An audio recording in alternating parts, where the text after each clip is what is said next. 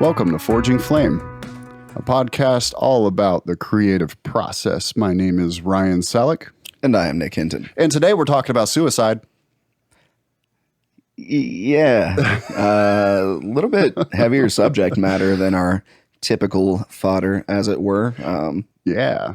I'm curious to see where this goes because typically, I mean, you know, while we definitely dive into some deeper territory with some of our guests and aren't afraid of doing so, you know, we try and keep it, laced with levity, and hopefully you're okay with us doing that here too, because, you know, sometimes the gallows humor gets the best of us. Oh yeah.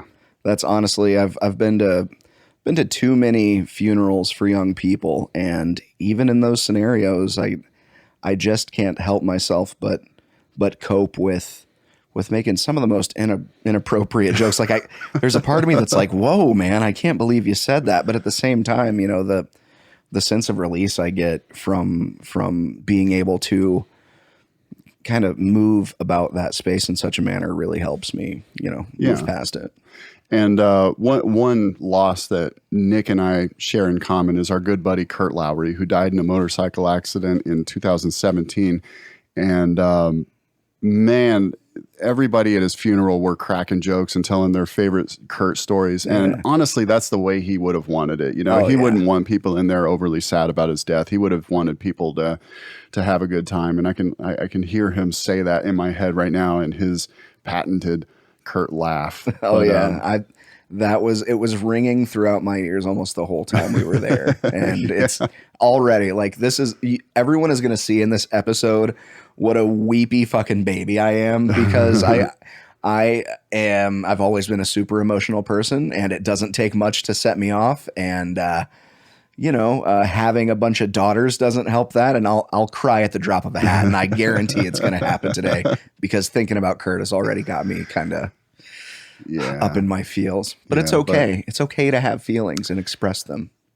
Not if you're a guy. If you're a guy, don't have any feelings, shove them down, and just lash out in anger. Yeah. That's fine. That's the most appropriate response to adversity is hyper aggressive retaliation and spreading that pain bubble as far and wide as you can, because it doesn't hurt right unless it hurts others too. That's right. If there's anything you take away, that's it. But so I had the idea to do an episode about suicide just because the darkness is such a common theme with creatives. Like a lot of creatives, they tend to be really troubled, tend to have deep-rooted emotional problems, which kind of tends to lead them in the direction of creativity. Sure. But I had the idea to kind of cover this territory.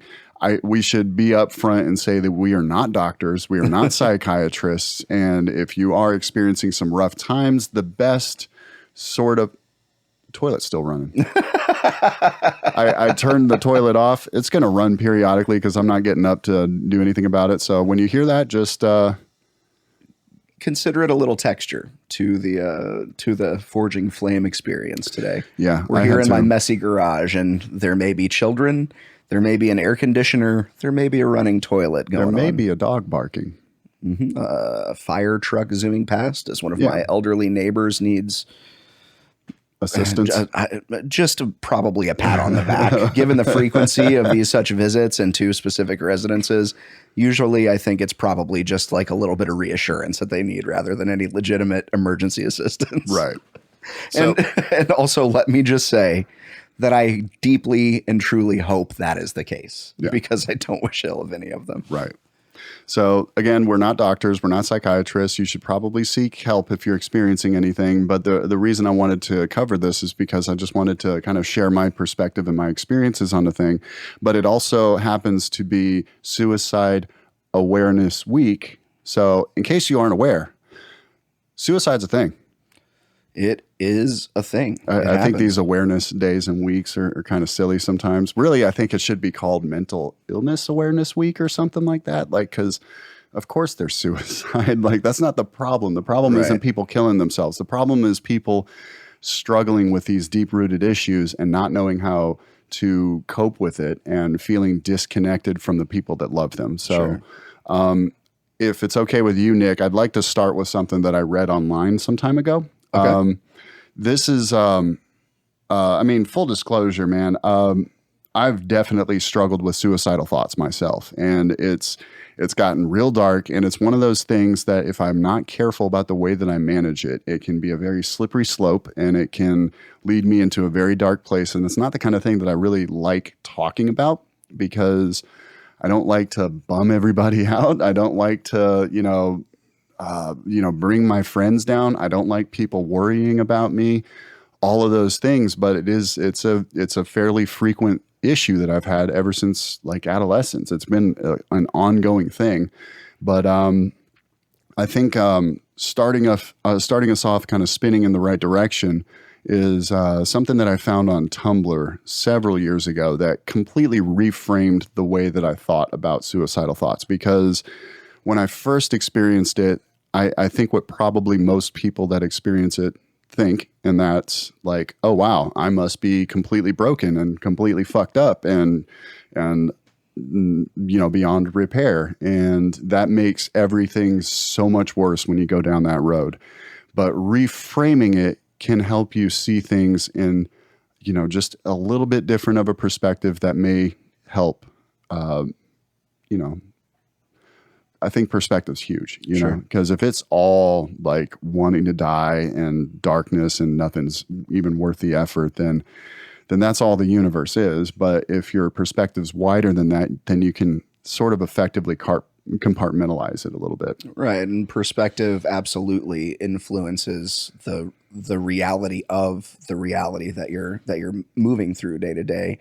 And unfortunately, there are some decisions we can make as it pertains to our perceived reality that come with more finality than what we might truly on just a totally different day, or even a few short hours after the the most intense waves of what it is that you're experiencing, might not be what what you would otherwise be getting after. So Yeah.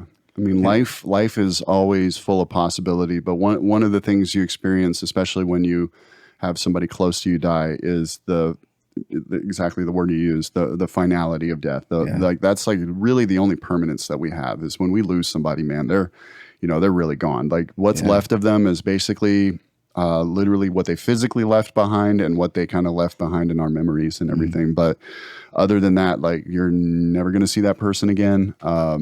It's a done deal. No, no backing up, no control Z, no undo. Like it's never ever again. Yeah, and that's painful. But so I wanted to read this thing. It was a blog, and it's by a guy named Jeff Foster. I don't know who he is. I hope he's a good guy. He wrote this thing. It's a little new agey. This thing is awesome. I've never looked into any of his other work, but apparently he does other kinds of stuff like this. And I found it on Tumblr some time ago, and I've shared it a few times, but I'm going to go ahead and read it. So he titled it "Understanding the Urge to Die." I spent the first 23 years of my life wanting to die. And here is what I discovered. The urge to die is the urge to live in disguise. The urge to die is the urge to disappear as a separate self, to vanish into the vastness of being, to rest deeply as we have never rested before. It is the wave longing to return to the ocean, forgetting that it was never divided from the ocean in the first place. An innocent mistake, easily corrected with a little investigation.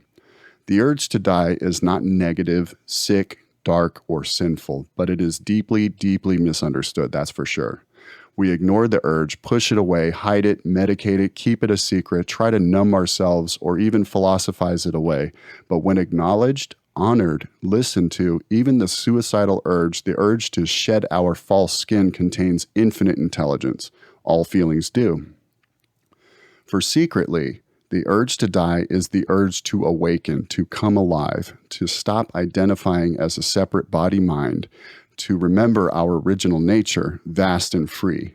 It is the urge to shed the false me, ego, self, person, to stop pretending to be something we are not, to let go all that is secondhand and inauthentic, and to really live fearless and free as consciousness itself, full of life and potential and cosmic creativity. The urge to die is not our enemy. It is not to be annihilated and not to be feared. It contains a profound message of awakening and change.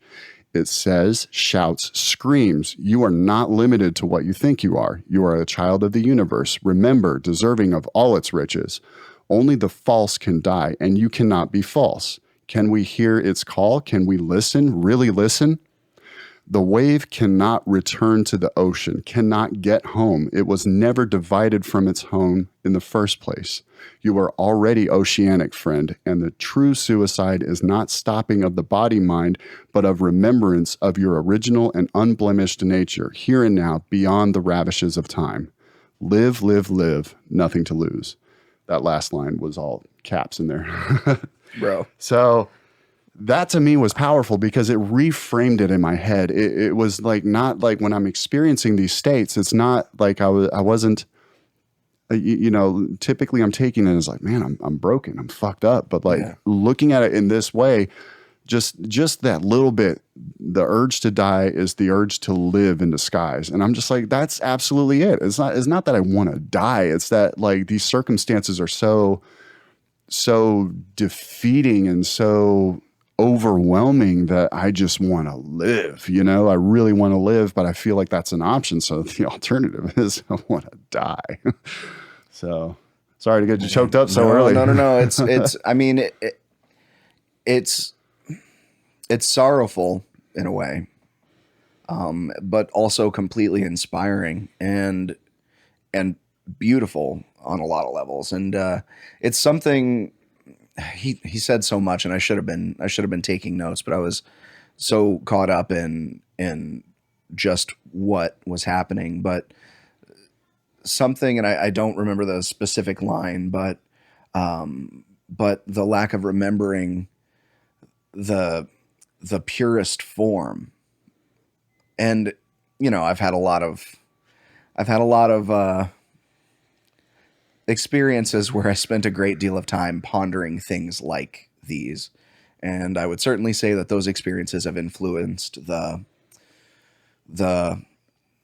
level of comfort that I currently feel with the notion of death, at least as it relates to my own existence. Whatever that even means, right? But that purest self, it makes me think about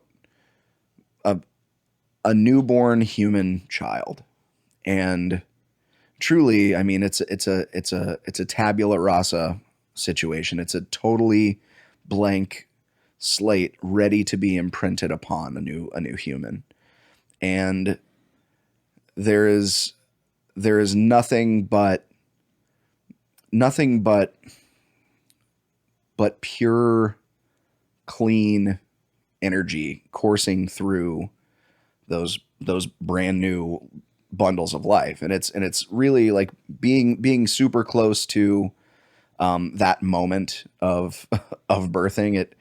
It really paints a kind of a like a really psychedelic sort of a picture. It just gives you this weirdly like fractalized, like telescopic view of kind of the cycle of things, death and life, and those being so closely related. I mean, that's like that's the thinnest pancake of of two different things occupying the exact same space, and going from a point of utter purity where there is simply no possible way for a being to do something that is wrong. And I think about this a lot just because, I am a father, but as you traverse through life and the more understanding you have or think you have, the more external influence you are unfortunately kind of forced to take on, whether that's interpersonally. I've got a middle schooler, and like I've seen the way that just occupying the same space as a large amount of children that in that age group has an impact on things like self-esteem and confidence. those are, you know, those are unfortunate scuff marks on what is still at its core a pure and unblemished thing. But you know, we just kind of accumulate these layers and layers and layers, almost like rings in a tree as we get older. And unfortunately, some of those are really, really hard earned. And it can be really easy, especially if you've experienced a lot of those scuff marks. And I know that at certain periods of my life, I absolutely have when I was much younger. And I know that you in several ways have as well. And that's not dissimilar from really anyone, but certainly that's a spectrum like anything else. And some people have a much harder go of it than others. And when that like perfectly glowing, like pure, golden, sphere, that like crystal ball of like magic that comprises the human life force, when that's just kind of enshrouded by like the muck that we can so easily acquire, like just by living or trying to, it's no wonder how people can lose sight of that and get to that darkness of a place. But goddamn, I love feeling like I'm part of the ocean, and it's so nice to get reminders of that. Yeah, it's easily to forget. And you used a really good metaphor in one of our conversations some time ago. We were talking about a similar thing. You used the analogy of like a brand new iPhone, and then as you go on, you're accumulating cookies and apps and stuff, and eventually it just starts running like shit, Yeah. It loses that sense of purity in there. But I would say the purity in this sense is really just the electricity that powers it. It's the energy that makes everything work in there. But it starts compiling things that just kind of get in the way, that dull that light, that reduce its efficacy. That door sounds open. But sorry, I'm very very ADD. So when I hear stuff like that, it immediately I'm like, oh, the toilet's running again. But yeah, another reason I wanted to do this episode is because one of my little brother's good friends recently committed suicide, and I know that that's been hard on a lot of people. On for sure the guy's family, but it's been hard on my little brother as well. And it's rough. It's a weird thing for a human to take their own life. It's such a permanent solution for what most people experience as temporary problems. It's temporary states, and that is the most permanent solution that you can do for anything. But I didn't want this to be one of those things that's like, well, if you're having suicidal thoughts, you should call the hotline. You should get help. You should. No, man, I totally appreciate how goddamn difficult it is to get help because, for one, when you're in this state, I'm not talking about just having a suicidal thought. I mean, when you go down that rabbit hole and you're so far down that you can't fucking move anymore, like one of the things that makes it so difficult is the reality that this is a disease of will. So asking somebody to do something when they are experiencing a disease of will is kind of counterintuitive. Like it's like telling a guy with a broken leg, it's like, dude, just fucking walk. What the fuck's your problem? Like, one of my experiences was years ago. I think this was around the time I got my master's degree. That was devastating to me because like I just realized that I had dug myself a huge hole for this thing that I didn't really want. And around that time, I did seek help, and I was very open about it. And I called the psychiatrist's office. I wish I could have their name because I want to put them on blast for being such fucks. But so I called them up. And I told them what was going on. I was just like, I'm depressed. I have anxiety. I'm having very, very, very, very frequent suicidal thoughts, and it's disrupting everything I have going in my life. And they're like, okay, we can get you in 6 weeks. I'm like, well, fuck. Like, there's no alternative right now. It's either that or nothing. So I guess 6 weeks is a long fucking time right now. 3 days is a long time. 6 fucking weeks? You kidding me? 6 weeks go by. The day before my appointment, they canceled on me. Ooh. and they canceled in a voicemail, and I called them back, and I'm like, okay, when can you get me back in? We can get you in 4 weeks. And I'm like, fuck off. Like, I think I hung up on them, and then like I think I called back and left a really shitty voicemail for the doctor himself, just because I was in a bad state. And like, you know, as a person that has a lot of experience with customer service and knowing how so many things go wrong, I'm not that guy. I'm not the guy like if the server fucks something up in a restaurant, I am not going to give them shit. I'm still going to be the nicest person ever, and I'm Sure. still going to tip them heavy unless they're a total asshole to me. Like, it takes a lot for me to be a dick to a public servant of some kind.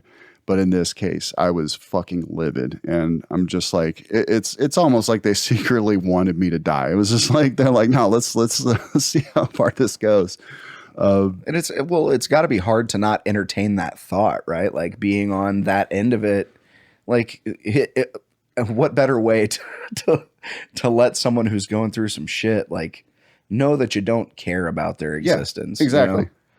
Like, dude, if I was a psychiatrist, and you know, I can't say for sure because I'm not, but like, if somebody like had some kind of issue like that, like, and I had the time, I would make it. You know what I mean? But then Right. again, they probably experienced so many you know, loony people that they probably, like anything else, they get kind of callous to it. You know, they get to Sure. the point where it's just like, these aren't even fucking people anymore. And you know, there's absolutely an argument, right, for things like drawing professional boundaries.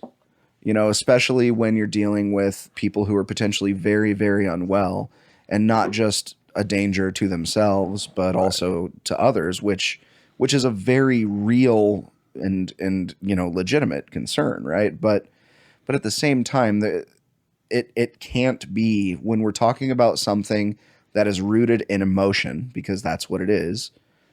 It can't be as cold as what you just described. Right. There needs to be some level of care, and ideally, like in a perfect world, right? Like any interaction with other human beings, there should be some level of care, or at least basic human respect. Mm-hmm. But you know, capitalism's a motherfucker sometimes, I guess. I guess, man. And they never called me back either. Like, Yeah. after that, they never called to check on me. Nothing like that.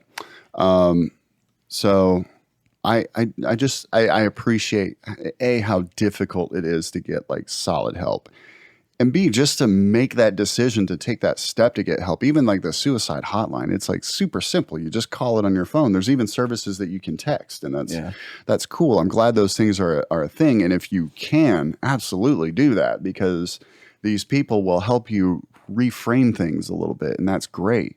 But I get how difficult that is. So I wouldn't tell somebody that's going, just get help. Like, I hear that all the time, and it like, it makes me cringe every time. Like, I think it's more important for people to just kind of be in tune with the people that they know and their surroundings. And if they see somebody struggling in a way that's like really heavy like that, for them to reach out, because that can make a huge difference. And you are still well within your power as a person to do that. So you absolutely should. But yeah, you know, I mean, it's not a direct parallel to like giving a junkie heroin and telling them not to use it, but it's not too far from that. Like tell them not to use it, but then also say, no, I'm not giving you this heroin. You know, like, and you know, by the same token, hopefully at a certain point, you know, someone who chronically experiences those sorts of dark thoughts, and just to share a bit about myself, it's not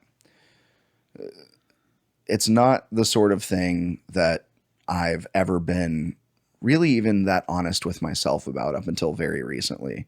But looking back at just a timeline, and I can't really say, you know, how legitimately close I've ever gotten to the act of committing suicide. I would say probably not very. But there have been times in my life where, for a very extended period of time, that seemed like maybe not the best option, but far too plausible an option. And there were definitely periods in my life that that was the furthest thing from my mind, and as is generally the case when things are going good, but shit happens, right? And like sometimes it's easier to navigate through than others, but I mean, I personally dealt with, well beyond all the teenage stuff, all the deep, familial and like trauma related issues that teenagers often like feel strongest, from their pasts. Probably phrased that like half an idiot, but sorry. Hopefully you understand what I was saying there.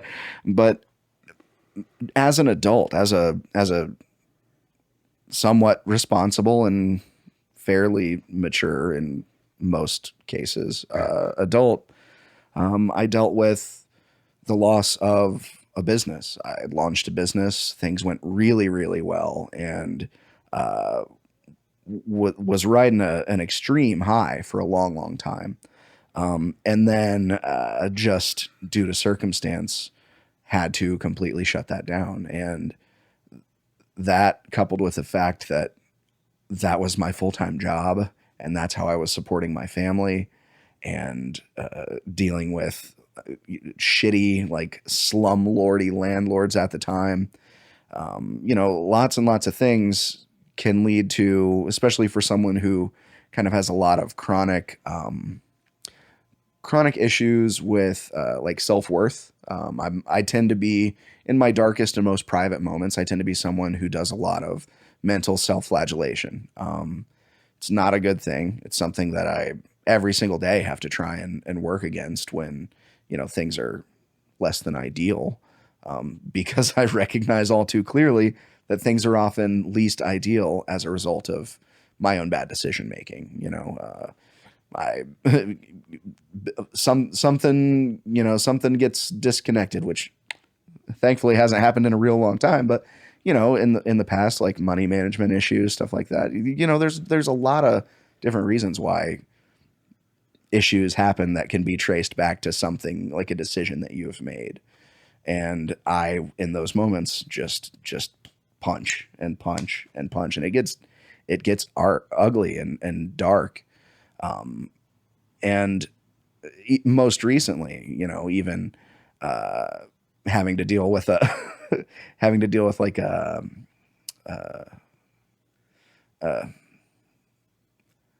a wage garnishment as a result of the aforementioned like slumlordy, just total bullshit scenario. But my go-to from there was like to lose an entire night sleeping, fantasizing way too intimately and purely, that it was bordering on extreme desire. The most over the top ways that I could roll into the office of this place and commit like a really heinous act of like protest based suicide. And like, that's a really, kind of a petty and ugly thing to feel, but it didn't change how it felt in the moment for me, how much it almost felt like a need on some level, because I just didn't know how else to process the information that I'd been given. But luckily, based on being able to recognize that sort of timeline of dark thinking and just how delicious, for lack of a better term, the notion of committing suicide has felt at some of those darker points, I was able to recognize I do not want to feel this way for any duration of time. I have goals. I have people that I need to be, people that I'm obligated to, my wife, my children, the other people in my lives that love me, Ryan, because I have experienced through experiences like what we had with our buddy Kurt, through what we had with our buddy Zane, we've experienced that finality. And I don't want to be the source of that for anyone, not until Not until I'm more satisfied with what I've accomplished up to this point. I'm sorry. I got to like wicked. It was like, all right, I made it. Yeah. Boom. Hey, Sorry. I mean, There's a gallows humor. So there's something to be said for going out on top, right? But the point is, luckily for me, I feel like I had processed those sorts of thoughts enough in the past that I was able to very, very quickly reach out to someone who could offer some resources that were beneficial and say, I need help, without getting too like specific into detail. Like, hey, I'm in a really, really dark place, and any direction you can point me would be really helpful. And luckily I was greeted with some human, kindness and warmness, unlike what you dealt with. But that I can't say for certain whether or not that truly saved my life.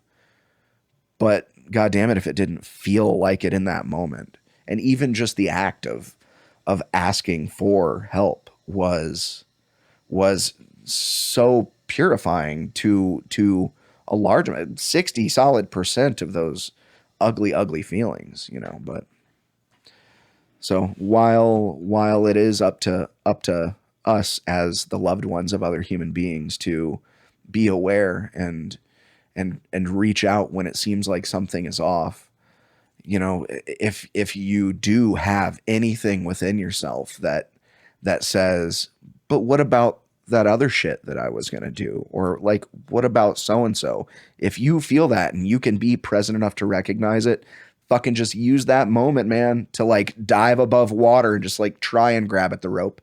And even if you miss it, at least you made some sort of forward effort. mm-hmm. Hopefully that's something you can hang on to. Because I mean, still, if you are experiencing something like that, I mean, while it may seem like it's out of your power to really help it, in a lot of ways, it's still your responsibility. Like Sure. you have to. Your responsibility as a human is to look after yourself first and foremost. You have to survive. You have to, satiate your basic needs as a human, and one of those needs is tending to your mental well-being. And like I mentioned before, it's a very seductive thought, and like it's weird for me because I have the thought. It's weird if a week goes by and I don't have a suicidal thought, and that's not necessarily out of some like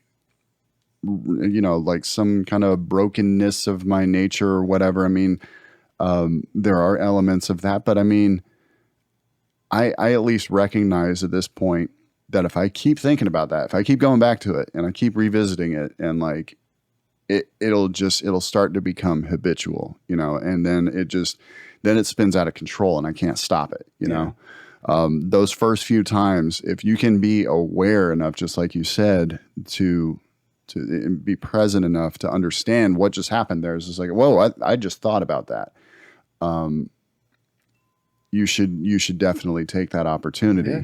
I mean, it's like steer clear of that, because there's no good place that goes. It's not going to help you feel better in the moment. It's just a fucking black hole. Yeah. And like it literally takes, like 3 seconds to send a text message. Right. So if your moment of presence, is even that short lived, like, and it's such a hard thing to even try and navigate discussing, right? Like this is, I knew this one was going to be a doozy for us, and it's certainly a lot, even already. I'm having a great time. Oh, yeah, a real humdinger, this one, but, God, and also just to tag on to Ryan's disclaimer from earlier, nothing that we say should ever be taken in lieu of legitimate professional advice, but sometimes that doesn't seem like an option. And sometimes when you're in the darkest of those places, anything that feels like work or effort is fucking out of the question. Yeah, for sure. So, whatever extra reinforcement could be added to the signal of, hey, let's think about this. Let's talk about this. Let's make this less of a weird thing to talk about or bring awareness to or be comfortable sharing with our loved ones. Like, yeah, that's what I want to see out of this whole like awareness week. Like everybody fucking knows it's a thing. It's month, by the way. It's month. Are you sure? I looked it up and it said week. Really? Yeah, because I thought it was month. Shit, and maybe I I'm wrong, but I've seen month everywhere that I've looked. Yeah, it's usually months. I mean, that's a long time to think about suicide. I mean, come on, man.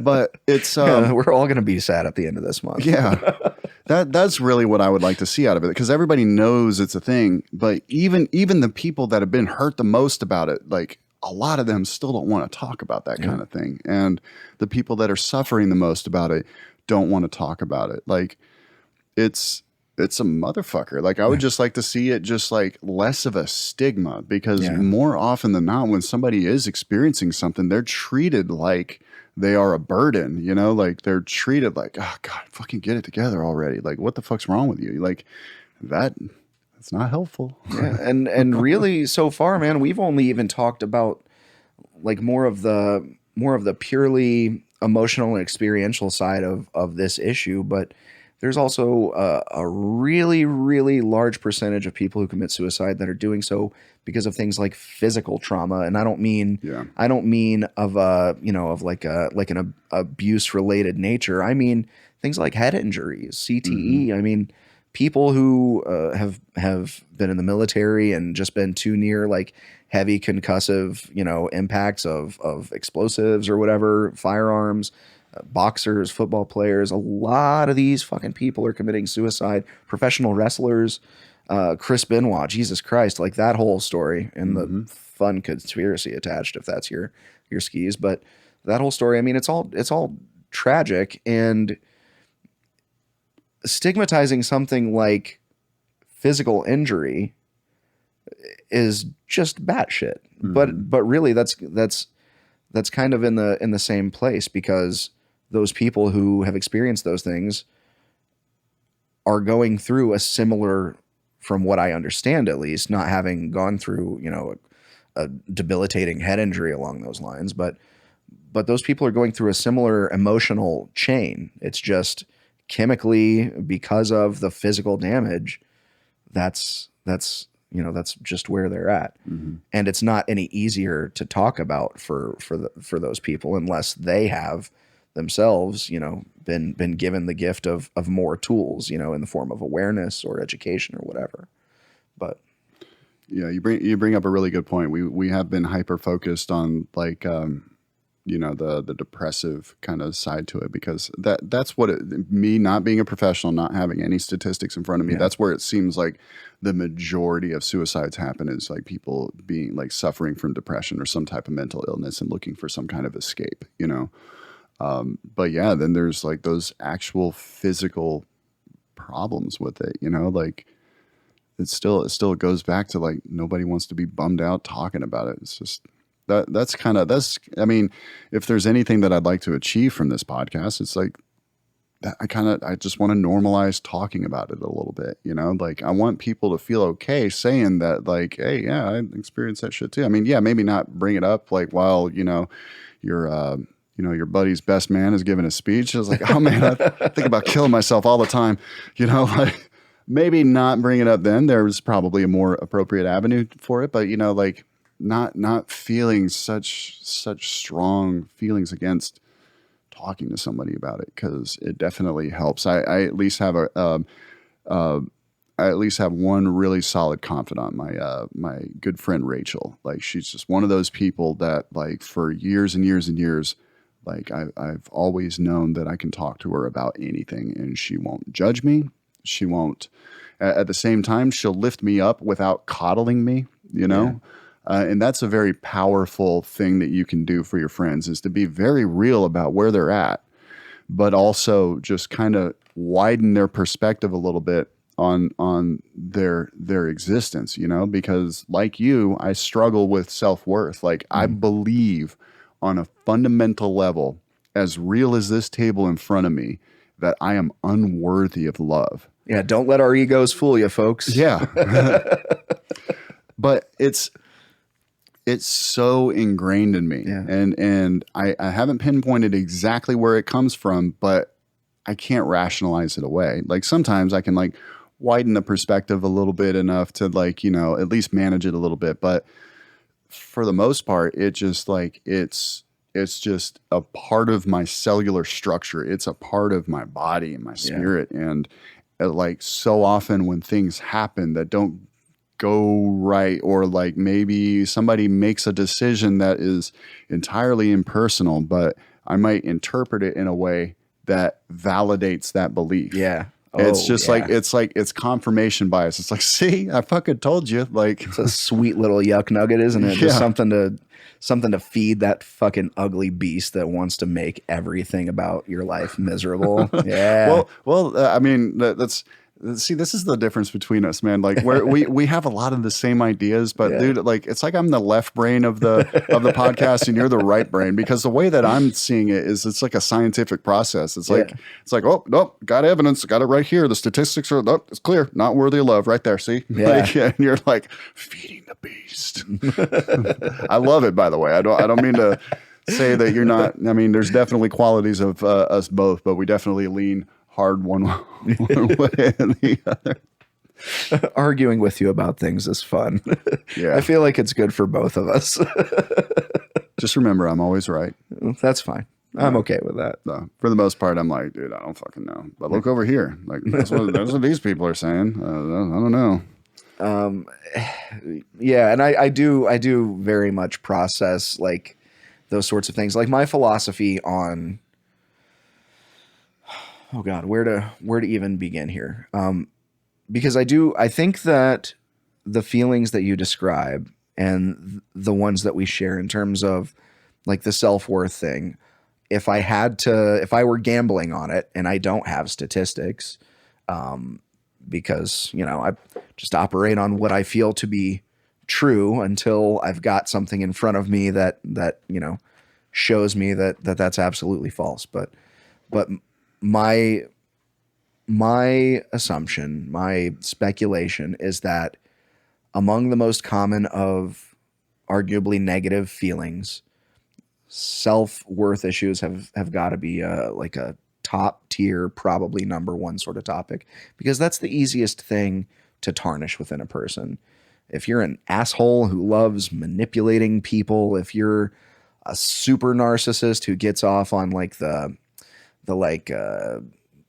masochistic side of someone with hardcore dependency issues, it's really, really easy to intentionally or unintentionally fuck with the self-worth of people. Like, like negging, like using that as a tool to get laid. Like, come the fuck on, Like, right? negging, what's that? Negging, like, isn't that one of the principles from the game or whatever? Like using a negative remark conversationally, like at a bar with a chick that you're trying to hook up with.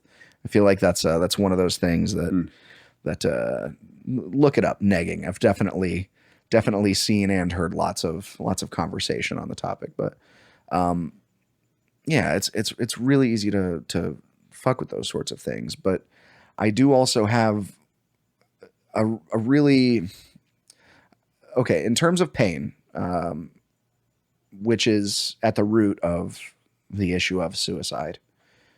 Pain emotionally is, I visualize it like this ugly little beast that acts as a vampire or a zombie of sorts, and or just any, pick your favorite, virus or virus focused monster, and it just loves attaching itself to others because it's like a really shitty blanket, being able to spread that pain.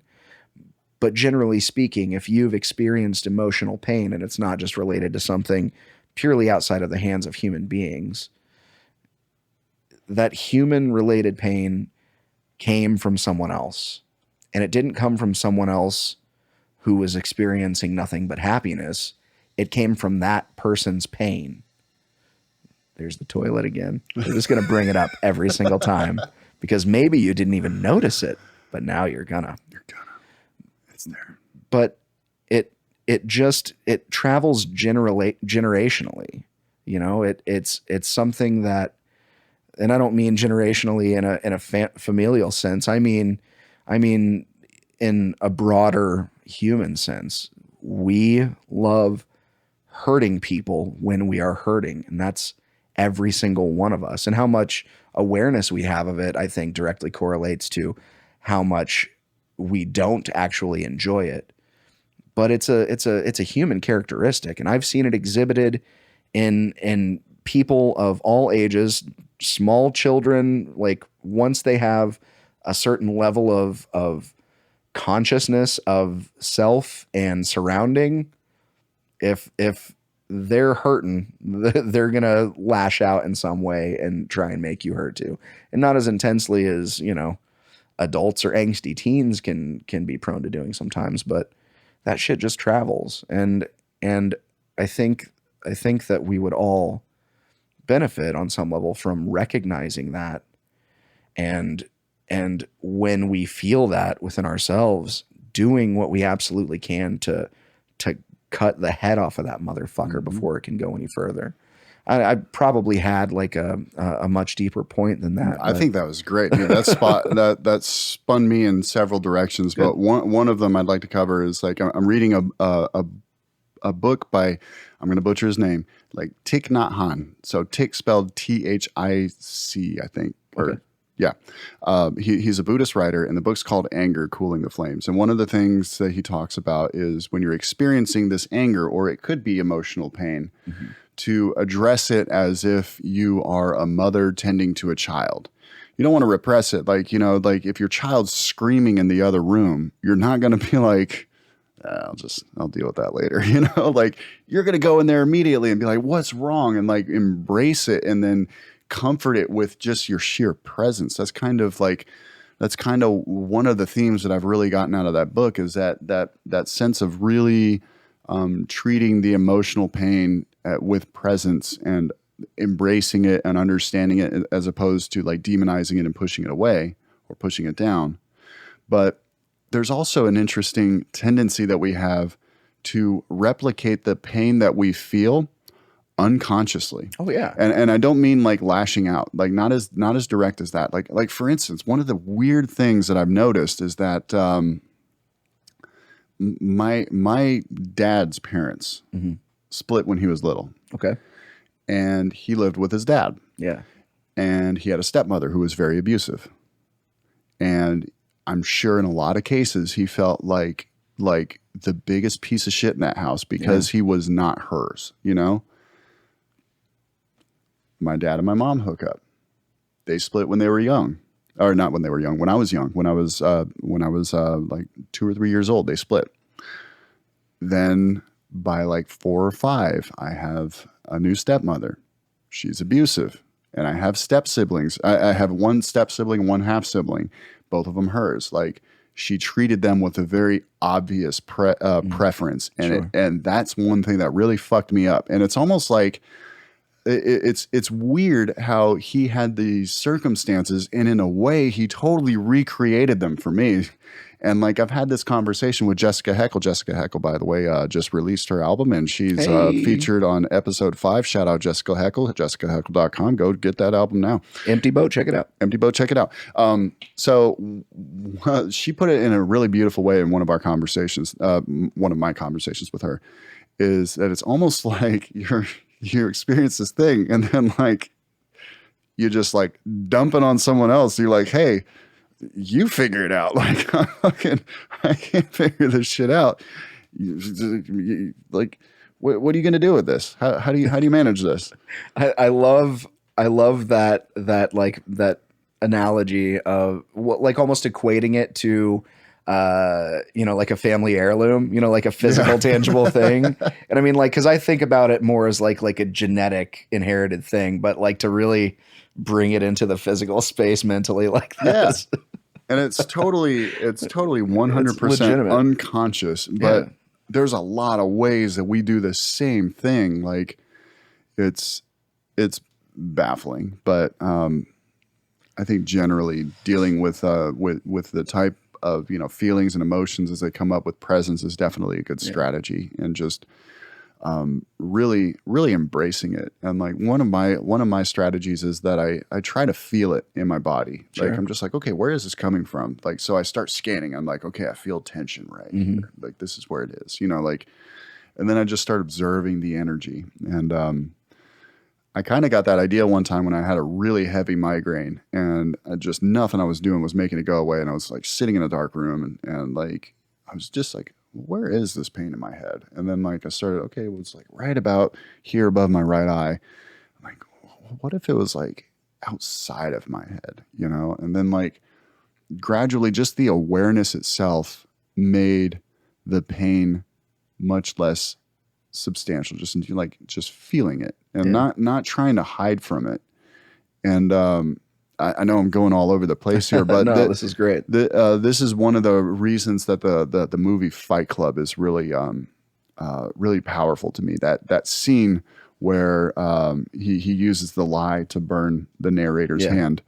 I saw this movie in 1999. I think I was like 13, 14 at the time, and like nearly all of the real content of the film went right over my head. I was just like stuck on the twist at the end, like everybody else. Like, whoa, didn't see that coming. But like, that scene right there. That was a very Buddhist type scene, because he's inflicting this horrible burn on his hand, and immediately the narrator's like, oh my God, he starts freaking out, and he starts trying to go to some of the techniques that he learned in some of his what are those support groups? Yes. And he was trying to like go to my cave. I'll find my power animal. And he's like, no, this is your pain. This is your pain. It's right here. Yeah. And he's like, no, I'm going to find my power animal. And like, he, it's not like at the end of that, he wasn't in pain anymore, but at the end of it, he was present with it. He was just sitting there looking at it, and his hand was still shaking. The sensation was there, but he was present with it. And that is really powerful, because then you are in a different perspective. You're not inside the pain anymore. The pain is inside you, and then you're contextualizing it appropriately. And allow me to go on one more tangent there before I like lose my train of thought here. But it also sort of harkens back. Harken's a good word. It's a great word. It's harkens. I heard it, and I think I'm using it correctly. It's one of those things. But I read the book Man's Search for Meaning by Viktor Frankl, and this is a guy that was a psychiatrist that was in the Holocaust. Oh, wow.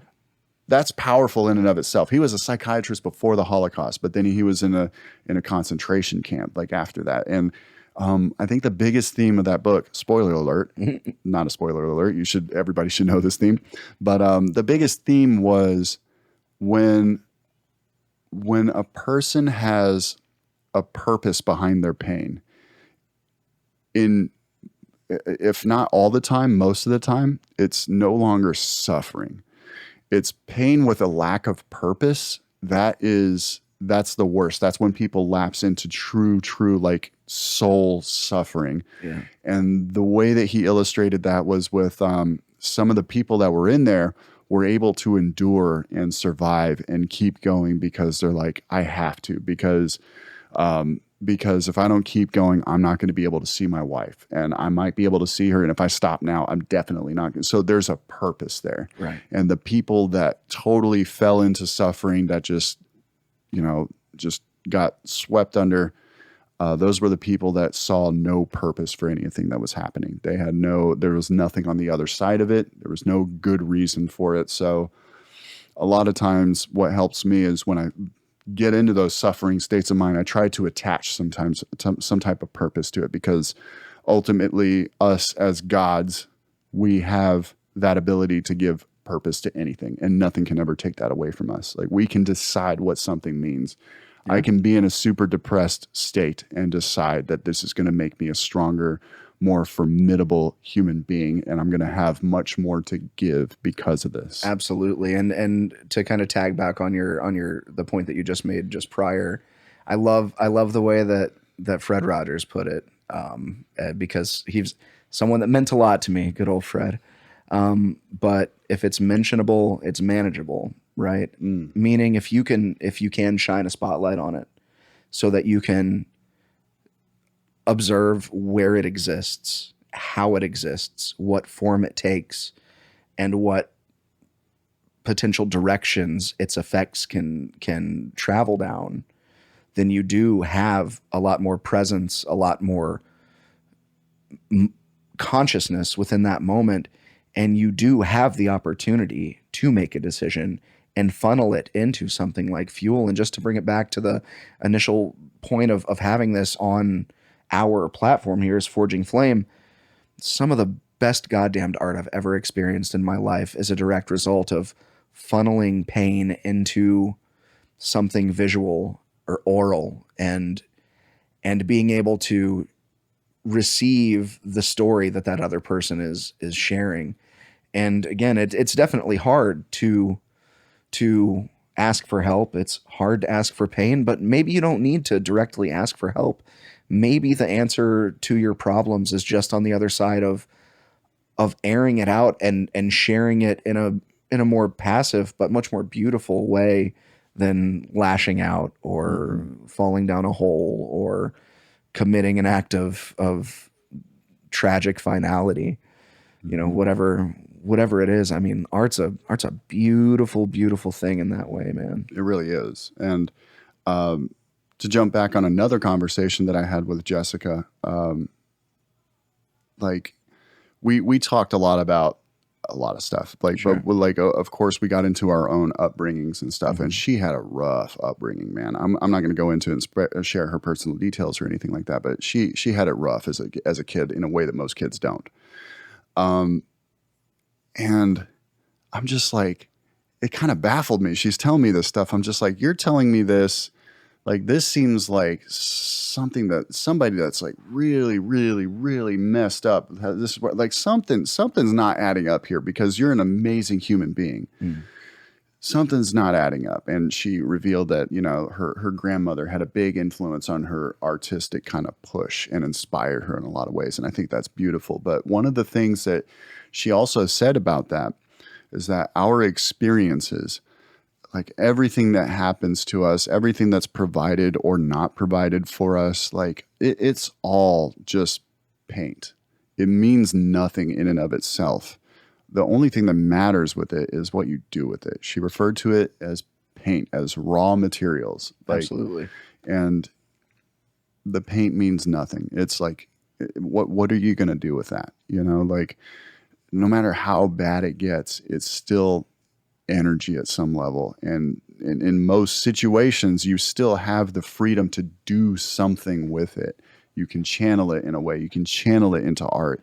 That's why art therapy is a very big deal. I don't know much about it, but it seems like it would be very effective in helping a lot of people. It's certainly been effective for me. It's like artwork has always been a very cathartic thing for me. Like whenever I make something and I feel like I hit the nail on the head, it's at that point, I don't care if anybody likes it or not, you know, because there's a dirty side to me as an artist that wants everybody to like my shit. Sure. But when I feel like, no, that's definitely it. I couldn't have executed that better. I executed that. That's what the thing is, you know, that's it. You know, that's when I've taken the raw materials in front of me, this pain, this circumstance, and I've channeled it into a way that just makes it something else. You know, it just moves it along. Because, I mean, one of the Buddhist understandings of karma is so misinterpreted nowadays, I feel like, as far as its traditional understanding. Sure. Most people think karma and they think, oh, Bad things happen to bad people. Yeah, bad things happen to bad people and good things happen to good people. Well, if you take a fucking look around, you will see that in a lot of cases, that's not true. Yep. Buddhists, in the traditional sense, they describe karma as a blind machine. The wheel. Yeah, the blind wheel. That's what it was. And it's also, blind wheel. Yeah, we got it from the same source. So, Yeah. So Do you know what his source? Do you remember what his source was? nope, he was just referencing His daughter. That was his 6 or 10-year-old daughter dropped that shit on him. No, that's how he described it to her. What happened was it was a story told by Robert Anton Wilson in his book Cosmic Trigger. He had this God, and it's like fucking. I don't mean to be overly relevant to the times that we're in right now, because there's quite honestly there's a lot of racial tension right now, and like I usually try to steer clear of that stuff because I don't want to leave the wrong impression with anybody. You know, like I just try to show up in a way that, you know, that's positive in every sense of the word. But this is relevant in a way because what happened was his daughter, a white girl, was jumped by a group of black kids. Mm-hmm. And she was fucked up about it because she said she never did anything wrong towards these people and she totally didn't deserve it. And Robert Anton Wilson was also fucked up about it because he understood that, and this was back in the 70s too. Mm-hmm. So he understood, at least conceptually, where some of that is coming from. And he explained it to her that like karma's a blind wheel. You did not pay for your sins, but you paid for the sins of white people that are completely unrelated to you in the past, you know, and it's generated these set of circumstances. So basically what he's getting at is when you do something negative or you do something positive, it's not that that energy necessarily comes back to you, but that it moves on in a way. So if like a ripple from a water droplet. Exactly, it keeps going. So if I do something nice for somebody, they are more likely going to do something nice to somebody else. If I do something mean to somebody, they're going to be more likely to be mean to somebody else. It's going to keep going in some way or another. It's just that energy just keeps moving.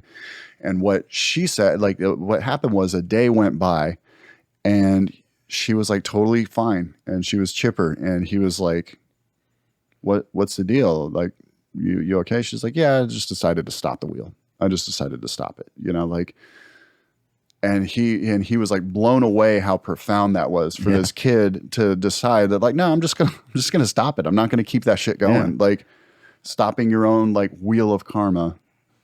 Because it spins and it spins and it doesn't necessarily spin for or against you. No. The way I love, and I'm pretty sure that I developed this sort of like visualized mindset about these sorts of things because of that book and that portion of it. But I luckily enough, and thankfully enough, because I'm not very talented artistically in any sort of like a visual or a musical capacity. But I'm lucky enough that I'm able to manage the darkest of my emotions, generally speaking, with conversation, with people that care about me, because oftentimes if it's real bad, I wear that shit on my sleeve. I try my best to avoid it, but you know, you can just see it in my eyes apparently. But, so I do that, but I engage in like a visualization practice as well, because I can't bear to live within those feelings that get me really, really down.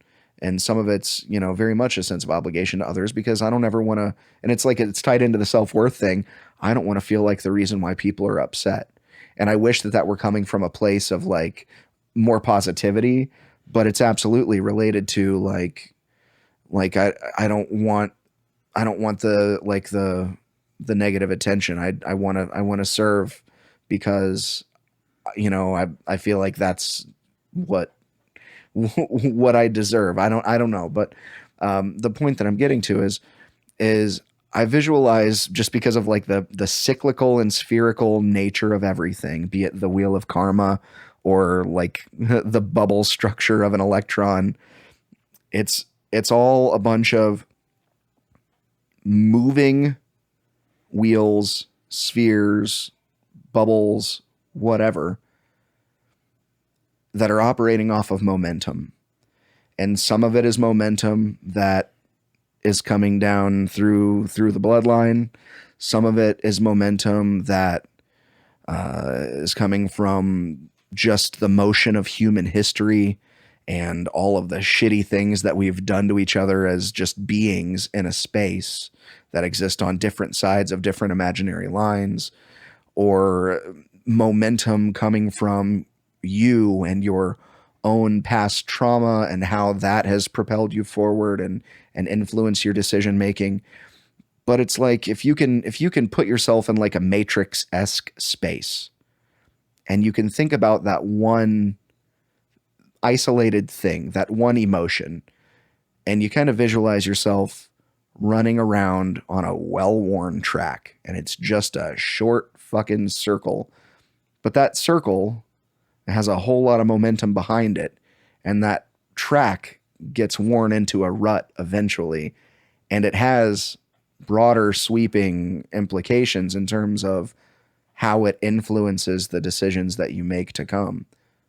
But if you can see yourself on that track and see that there are other tracks that are a hell of a lot less worn and a hell of a lot more inviting and filled with a whole lot more positivity and love, then you can mentally, conceptually, you can stop, hop the fuck onto one of those other rings and start that momentum again. And it'll take some like shoving, you know, because it kind of feels like it's uphill consistently for a while, even though it's just this same like bubbly 360 degree, like multi-dimensional loop. But you can jump onto another track. Mm-hmm. That's a good way to put it, that it's that momentum, you know, just like that you really do have to shove it to begin. And that's really how like any habits kind of start, is with that type of momentum, moving something forward. One of the things that helps me when I'm in kind of dark spaces is to do something that shakes things up a little bit, that gets me out of this state. I love that your wind chimes are going off, by the way. That's great. That's my great grandmother talking to me every time. Nice. All right. Those came from her place once she passed. Nice. Perfect. Something that shakes up my state. So for me, what works for me is a really, really intense workout. And that's really hard to get that momentum going, especially if you are in one of those really depressed states. It's really hard to get up the motivation and go and fucking do it. But like, it really has a profound impact doing things like that. Sometimes a really cold shower really helps because it shocks you out of your current state. So something, Tony Robbins talks about this a lot, about changing your state, doing something like exercise, breathing exercises, doing something with your breath to shift things up a little bit, cold plunges. What else could, maybe sitting in a sauna for a while, like sweat lodge, anything like that can jar you out of your current state and gets to where you at least have some more openness to get some momentum going in another way. And sometimes that's difficult. You know, sometimes it's real difficult to get those first movements going. Sometimes it's not easy, but sometimes it's really simple. You know, like that's a way that you can look at it. Like I've tried a ton of weird shit to like deal with my like depression and anxiety. I've done some weird shit. That'll be the topic of another episode. No, we're not going to get too far into that. And I say weird shit like there's some, it's not, okay, it's not that weird. It's just weird that if you see it and you don't understand the context of what I'm doing, like you'd be like, what the fuck is he doing? But like, it's not like the creepy uncle weird, nothing like that. Okay. But I've done some weird stuff. One of the most effective exercises that I've ever done was having to do with gratitude. And it goes back to what we were saying about perspective. Yeah. And the reason is because when you're in that state, gratitude doesn't enter your brain anymore. Like I would say in a normal, healthy brain, you kind of have a bit of balance. You know, you have sometimes the things are shitty, but hey, it's good. It's okay. My TV show's on, whatever, you know, like, but like when you're in that state, it's all bad. The universe turns dark, you know, and there's no purpose. There's no reason. Like what helped me was doing a meditation practice that kind of got me present, that got me kind of like situated in where I am in space time, like where I am in the country, what neighborhood I'm in, like really kind of, all right, here I am. Okay, I'm right here. And then just bringing up things that I feel grateful for and changing it up all the time. And really, and not just thinking about it, but feeling it, feeling my gratitude in my body. And like, and it can be profound. It can be like something big, like I'm grateful for, my parents, or I'm grateful for my friends or a specific person. Or it can be something simple, like I'm grateful for the way that these leaves look on this tree. I'm grateful for llamas. I'm grateful for turtles. Like, any little thing. And just the point is like feeling it. And I think doing that just broadens your perspective a little bit. It's just like, so if you are in this like severely depressed state where it's just this black fucking hole, well, now you have a black hole and a pin of light, and then a black hole and another pin of light. And it's just like you start accumulating those. And if it becomes habit and you do that every single day, eventually, like you just have a bigger picture of things, and it's not all shit.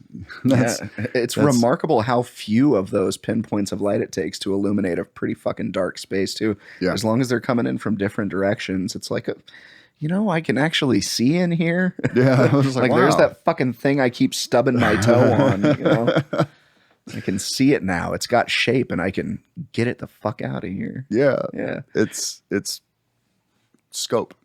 Exactly. Putting things in balance. And I love that you said that too, because there was I mentioned, the dissolution of my business. That was very much my baby. I loved it. And lots of other people did too. It was just like a validation factory for me. Right. Which is a hard thing to lose when it brings you so many feelings of the self-worth that you lack. Right. But that's exactly the thing that got me through that, was that gratitude exercise. And I think that I was writing it down. I was going through like a journaling and meditation and like calisthenics regimen every morning, just like 45 minutes or an hour, right as soon as I wake up, just do some like mind clearing, like grounding meditation, not trying to focus with any specific intention other than just establishing a level. And then after that, then getting into the journaling, and it was just free writing, but at the tail end of that, it was 3 things every single day, 3 things that I'm grateful for. And there was a part of me that like almost thought of it as like a goofy sort of a thing, like sitting around the Thanksgiving table with the family and like talking about like, as someone who doesn't necessarily believe in any sort of a traditional Judeo-Christian ideal of like a God being, like, how do I do this without like going there? Well, it's not insignificant at all to have clean water to drink. Yeah. It's not insignificant at all to have daily transportation to my place of employment. It's not insignificant at all that I've got electricity coursing through the walls of my home, or that my fridge is full, or that my children are happy and they've got clean clothes to wear. And I mean, pick a thing. Some of those are far more than pinpoints. If you can just make yourself do that. And I mean, at a certain point, right? Like what we're talking about now, that's going to be a pretty tall ask, like asking someone who's knocking on the door of ending their own life, to sit down and do a gratitude exercise. But shit, maybe you can prevent ever getting there if you can make that at least a semi-frequent practice. And maybe it's just one thing. Maybe you're just taking a shower and like, all right, I need one thing to be thankful for today because this is the one thing that's going to save my fucking life, And maybe it's just a cup of coffee. Yeah. Doesn't matter. Anything. Yeah. Any little thing. The thing itself does not matter as long as you can think about it, and if you can regard it with like reverence, if you can feel it in your body. I usually feel it in my chest. My chest gets really warm when I think about how grateful I am with something. And I can do it with something as simple as this fan over here. You can't see it on the thing. It's a regular fan. I can feel grateful for that fan. It's got some dust on it. I'm not too grateful about that. You should probably clean that, Nick Hinton. Yeah, But I know. like it's designed, like it's the wire frame around it and designed so carefully. Yet that's clearly not an expensive fan. And goddamn, when you need it, that thing is pretty awesome. Lifesaver, You yeah. know, like, and I'm feeling it right now, just thinking about it. Yeah. And honestly, right now I'm kind of out of my routine as Mm-hmm. far as like gratitude exercises go, but I'm not like in a dark place or anything like that. But when you get in that routine, again, sometimes not easy, but simple, like it's a simple task. When you get in that routine, you start getting in the habit of being grateful for things that happen in the moment. Like it's so easy. Negativity is gravity. It's fucking easy. Like it requires no effort. Like gratitude, you got to push that a little bit. You got to push that stone up the hill, but eventually it goes on its own on the way down. And like I can find any number of reasons to be upset about something, and oh boy, I can pick at that all day. But like when something cool happens, like I try to stop myself and go like, that was really cool right there. That was awesome that I didn't hit this bicyclist with my car that just came out in front of me. You know, like that was awesome because boy, my life would suck right now if he went 2 inches to the left. You know, like any number of things. It just really recognizing when something cool happens, like, oh wow, yeah, that was awesome. It doesn't have to be a big thing.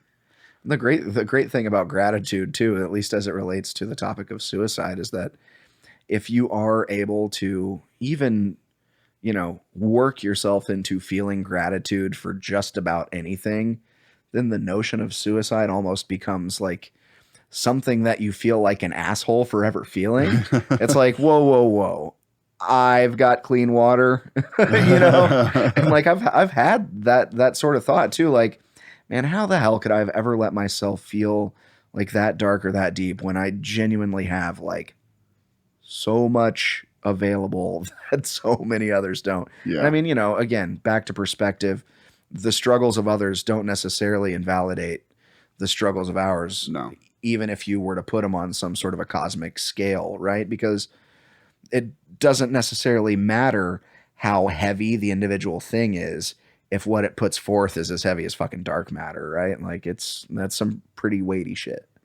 So, that's a point. I lost my train of thought. I was about to tail onto that, but I spaced out. Looked at the time. We're about at hour and a quarter. Yeah. Remind me one more time where you were right before you finished the point. We were talking about gratitude and how like the thought of I was stating that like to me, if I can feel gratitude, then the thought of ever entertaining the idea of Right. suicide makes me feel like an asshole. Oh, okay. Yeah, and you were saying that how your pain doesn't. I mean, like someone else's the weight like of dark matter. Yeah, the suffering of somebody else being more exceptional. That's not necessarily, that's Doesn't it doesn't invalidate it doesn't the suffering, invalidate right? it doesn't invalidate your own suffering. But with me, it still helps me put things in perspective. Like when I start losing my temper over something that is really trivial, because those are the only things that really bother me in terms of anger. Yeah. Like something huge can happen and I am cool as a cucumber and the cool side of a pillow, man. I'm fine. But man, like an accumulation of little things, you would think I'm a psychopath. But but sometimes it helps me to again look at that bigger picture and understand that that I'm taking things for granted that many people on this planet to this day would kill for. There are still people that do not have access to clean water and that frequently have to bury their kids because of preventable waterborne diseases. That's something I think about a lot, and it's dark, but at the same time, it's just like, it puts things into perspective. That's a real thing and it's still happening. And to some people that may not help. Some people that would just make them feel worse. But to me, it's just like, dude, I shit in clean water every day. I can drink that water in there. Like Yeah. I could it's clean enough to drink to where I wouldn't get diseases. Like, I mean, if I keep the toilet clean, and I do, Right. but like, If it's got skid marks, maybe best to be avoided. yeah, maybe. Yeah. But dude, like people would kill to drink the water in my toilet. Yeah. And I'm freaking out because my computer did a thing that was a little slow when I'm trying to work, like it's like I'm kind of a dick for that in that case, But yeah, it goes back to perspective again. The suffering others doesn't invalidate your own. Mm-hmm. But just widening the perspective can always. I fail to see a circumstance where it hurts. You know what I mean? Unless you're widening the perspective on dark shit, like if you're on a dark bend and you're trying just to rationalize pedophilia. Yeah, and you're just going down that road. Like, yeah, maybe not, but widening it to see that there are other things besides what's going on in your head, because sometimes it doesn't seem like there's anything else. So it's just like, well, here we are. This is how it goes. But yeah, I think we can start wrapping it up. There are a couple more things I wanted to touch on. First of all, I highly recommend Tim Ferriss's blog on the subject. I think it's called Some Practical Thoughts on Suicide, and that's an excellent blog. It's excellently written. Basically, when he was going to Princeton, he got overwhelmed, and he quickly went into the planning phase of suicide. And the way that he frames things is very very eloquently worded, and I think a lot of people have gotten a lot of benefit from that particular blog. So just Google that and you'll find it. One of the biggest takeaways for me, and we kind of touched on this earlier, is that one of the reasons that most people want to commit suicide is they want to be alleviated from their pain. But he makes the point that pain doesn't go away. You multiply it by 10 and you give it to everybody that loves you the most. And that sucks. Like, that's like, it's like I mentioned earlier, it really is your responsibility to do something about that. Like in the end, it is. It's not that simple, but it is. And it's important to remember that, especially when you start getting close to that and you start feeling like a burden, and you just know that all these people that you care for the most, that cares for you the most, that you're giving all this shit and you're fucking plopping it on their front door and you're going to make them clean it up. You know what I mean? And it's traumatizing. It's traumatizing for the rest of their life, and they're going to have to deal with that. And there's no great way to look at it, but it at least helps you understand what's at stake here. It's not just you, in those states, it seems like it's just you, because you really are the center of the universe. You really are the 0 point of your experiences. You're the absolute center of the universe, but it still affects other parallel universes, so no one in your life is going to be better off if you cease to exist. Right. Unless, of course, you are physically abusing them in some sort of a horrific way. Yeah. Maybe then it's arguable. But even at that point, I would say, if you truly feel bad about the really fucked up and despicable things you've done to other people, go turn yourself in. Yeah. And don't jump off of the bridge or swallow all of the pills. Just go hand yourself over to the appropriate authorities so you can show the world that you actually feel bad. As much as I'd love to say otherwise, and at a different point in my life, I absolutely would have. Yeah. And these are extreme circumstances. These are like, fucking, yeah.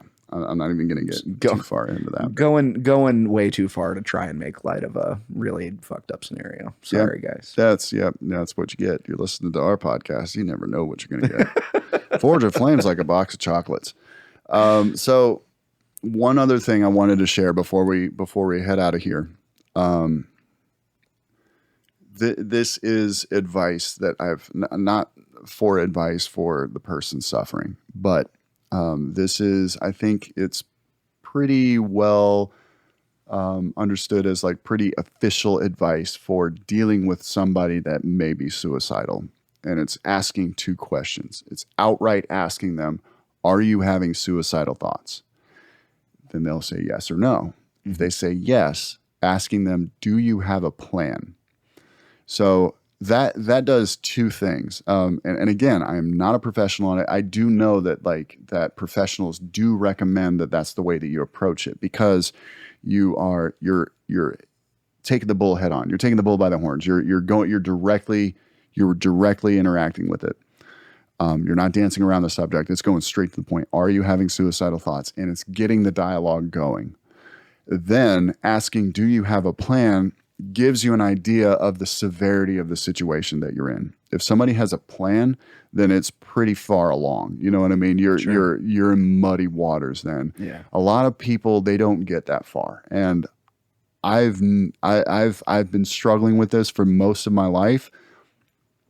I don't think I've ever gotten to the point where I had a specific plan. Like, it was just like, it was a fantasy. It was. Did you ever do research? Oh yeah. Yeah, I've done research, but never decided on a plan. Mostly because like I'm too scared to that I'll fuck myself up. And like honestly, Right. This is one of the reasons that I don't have a firearm, and I don't like having a firearm, because it makes that decision too easy.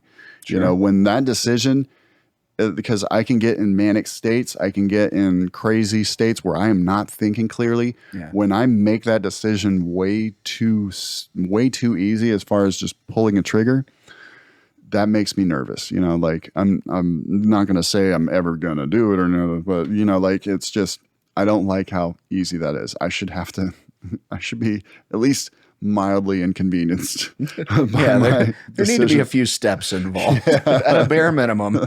Make sure your suicide plan has at least 3 steps. Okay. Fuck. Come talk to us. You need a plan. We're consultants. Yeah. Oh God. Yeah, we're professionals. Cut that out. That was terrible. No, you're fine. So again, gallows humor. We joke about some fucked up shit here, but I think people will sense that we have, you know, the listener will sense that we have that sincerity, you know, that we give a shit. And like I said, if you have somebody that's likely suffering, asking those 2 questions will start the dialogue, and it will at least help you assess how intense the situation is. And I've called the suicide hotline before for other people, like, because like I didn't know how to deal with the situation. Yeah. I didn't know what to do. And that's been helpful. So like, if you know somebody that may be experiencing like suicidal thoughts or that intense state of suffering, even calling the hotline yourself or texting someone yourself can at least arm you with a few tools on how you can deal with it.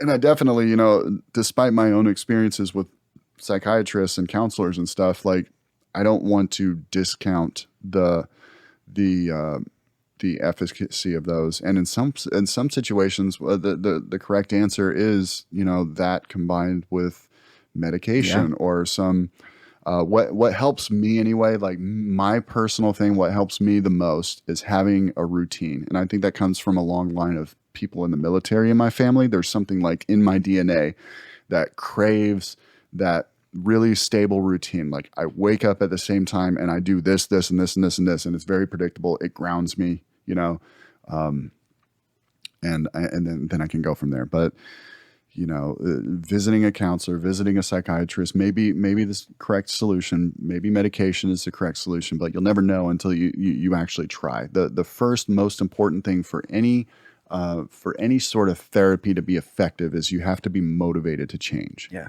You can't just be like, I don't want to change. I went to a therapist when I was 17 years old. My dad caught me cutting the shit out of my arm. Like, he made me go to therapy.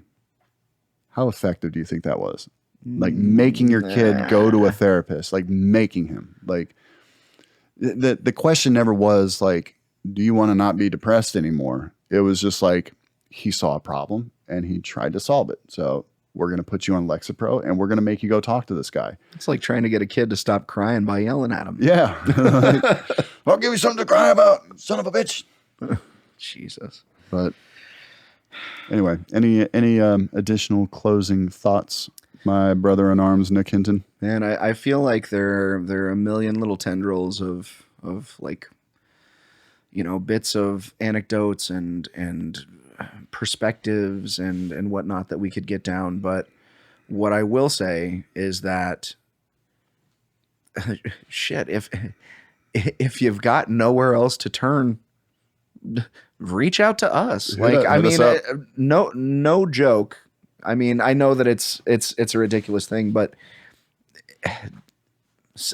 send a DM, send an email, forgingflamepodcast@gmail.com. Yeah. If you genuinely feel judged by every other person in your life and the Google search bar is just looking at you weird. I mean, whatever, any way that we can point you in the right direction, you know, we're both, I think, absolutely willing, as, you know, silly as a thing as it might seem to say, but yeah, absolutely willing. But man, I'm going to have to say that you're I'll far more handle. effective in that role than I am, because I tend to say the wrong things a lot. But Nick has been one of those guys that I've gone to over the years. Like, maybe not outright like, hey bro, I'm thinking of hanging myself. Like, maybe not outright like that, but You trying like, to come too? yeah. Oh, not that kind. Sorry. Let's go. Might as well experiment before I head out.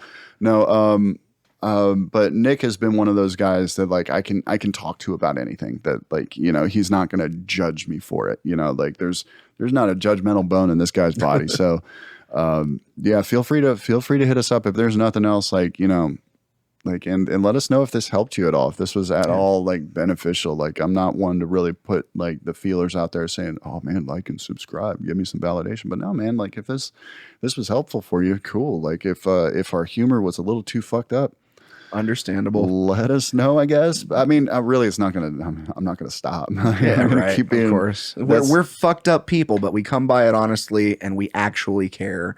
Yeah. Even if we don't know you, even if you're kind of a fuckhole, all of that is cool, because life is hard, but everything can and hopefully will be better if you just give it some time. You step back a little bit, maybe adjust your perspective in whatever means necessary. But I think it's probably worth mentioning again, just to refresh people, because even if you'd be embarrassed to share this episode with someone that you know is going through some shit and needs something very passive to you know, try and get through to them, maybe there's a morsel in there that might be of some benefit. So what was the name of the guy that wrote that very prosy blog? Understanding the Urge to Die by Jeff Foster. Let's go ahead and just include this in the blog. Yeah, we'll throw a link in there. Thing.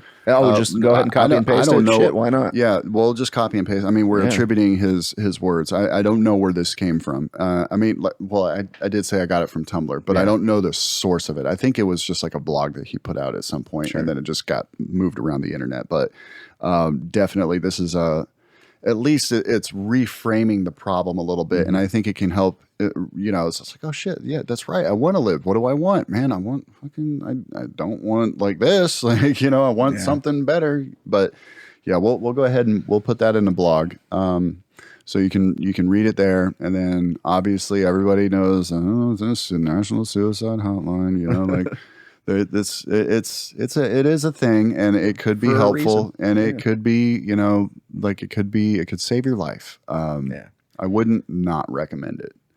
And we're thankful you're alive. We're thankful you're alive. We want you to keep being alive so that you can make beautiful things. Yeah. I'm thankful you're alive, Ryan.